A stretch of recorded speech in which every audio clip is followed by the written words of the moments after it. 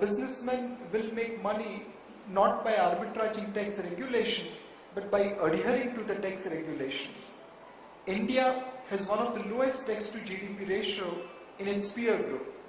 Introduction of value-added tax, service tax and GST will ensure that our tax to GDP ratio improves. Other than salaried class people also share the burden of taxation, and hopefully this will benefit economy overall. The other interesting thing which government has talked about is kind of getting maximum out of the buck which they are spending on subsidies. Government's own admission is that the subsidies don't produce enough results. There is fair amount of leakage in the system. And today we have seen that when NREGA was introduced, payment was made via post office savings account or bank savings account. And this resulted in NREGA's efficiency being significantly superior vis-a-vis other subsidy schemes. With UID coming in, you will be able to target subsidy to the concerned person. If you want to give benefits of fertilizer subsidy only to certain set of farmers, UID will make that possible. If you want to ensure that NREGA doesn't end up in the pockets of some government contractor, UID will ensure that. Rollout of UID, allocating 2,000 crore for UID is again ensuring that you are able to target subsidies to the needy and removing the leakages in the system. Again, long-term positive for the country. One incidental thing which has come in the budget is that they are going to make our currency a bit more secure by introducing certain technical logos so that it's not easier for our neighbors to print our currency and circulate in our country. The menace of counterfeit currency is fairly prevalent, especially in the border states, and it had the ability of impacting our economy quite adversely.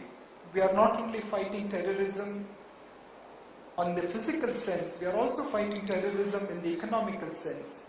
And this measures, introducing certain technicals in the currency which will make counterfeit difficult, I think that will again go a long way in safeguarding the economy. Now these are all the things which don't impact the equity market or bond market right now. But over a period of time, they all make our economy stronger, and that way our bond and equity market also becomes better. The only negative in the budget, as I can see, is that it's a bit inflation oriented. As of today, inflation is already running at about 8.5% as per WPI numbers. The actual inflation which we are seeing in purchase of our vegetables or day-to-day items, it's probably at 15-20%. This budget has actually added fuel to the fire, which maybe was inevitable, but inflation is going to be higher in the coming months. Inflation is going to be higher because one, excise duty has been increased by 2%, and as some of the automobile companies announced today, it will be passed on to the consumers immediately.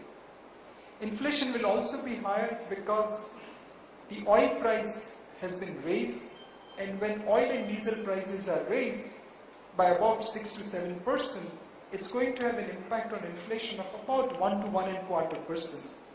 So inflation is going to get aided by the budget rather than curtailed or controlled by the budget in the near term. On the longer term basis, probably Finance Minister is taking the call that after last year's monsoon, which was bad, next year's monsoon could be better, and hopefully that will control food price inflation. So a lot will depend upon how the monsoon shapes up in next June and July, and that will determine what happens to the inflation. All of us should be praying that this monsoon becomes normal, because otherwise the kind of crisis which Indian economy can suffer from inflation point of view could be pretty high. The Finance Minister has also projected some roadmap to fiscal prudence. In some sense, why is market so finicky about fiscal deficit? What's wrong if government runs deficit at higher level? When you are earning 100 rupee and you spend 110, to spend that extra 10 rupee you have to borrow. Now our government has been doing this since independence. They have been always running a deficit That is, they are spending 110 rupees when their income is only 100. And every year they have funded that 10 rupee by way of borrowing. And today it has reached a level that almost 48% of my net tax revenue is paid by way of interest on loans. Our debt to GDP ratio at 80%, 85% is pretty high. The day debt to GDP ratio starts crossing above 100, it can stall the economy, it can derail the growth, it can make budgets so inflexible that all we earn is going away by way of payment of interest. So somewhere containing fiscal deficit becomes very, very critical for sustaining growth. It's like ensuring that you live within your means rather than live beyond your means. What is true for an individual is also true for a country. It's no different. Now, this year, fiscal deficit has been projected at 5.5%. Next year, that's FY12, it's projected at 4.8%. And FY13, it's projected at 4.1%. Now, these numbers may not be adhered to, but at least it shows the roadmap that fiscal deficit will progressively be brought down, and that will give a lot of confidence to the market. Now, this is how we can sum up the budget: pro-growth, pro-consumption, bit inflationary in nature, it's bit optimistic in terms of revenue projections, bit pessimistic in terms of expenditure projection. Possibly fiscal deficit could be a bit higher than what is budgeted in the budget. However, under the current circumstances, under the current scenario, this is probably the best foot which the finance minister can put forward, and this is what they have done. I think eventually market will come around to the fact that yes, this budget is pro-growth, pro-consumption, it is controlling fiscal deficit, it's a bit inflationary in nature, but that's inevitable, and it will start welcoming the budget. Now convert the budget into the bond market and the equity market. Equity market, my belief is that it's getting supported from the budget. Growth will drive the earnings, and the deficit containment will keep supporting the valuation.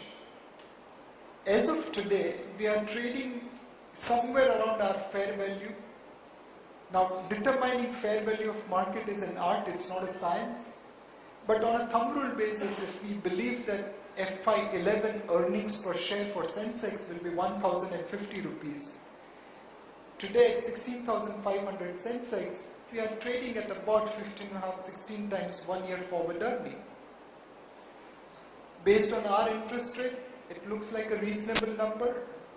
Based on the valuation which prevails in markets like China, Turkey, Brazil, Indonesia, Russia, 16 times is reasonable for India. It's more expensive than those markets, but then our growth and our return ratios are also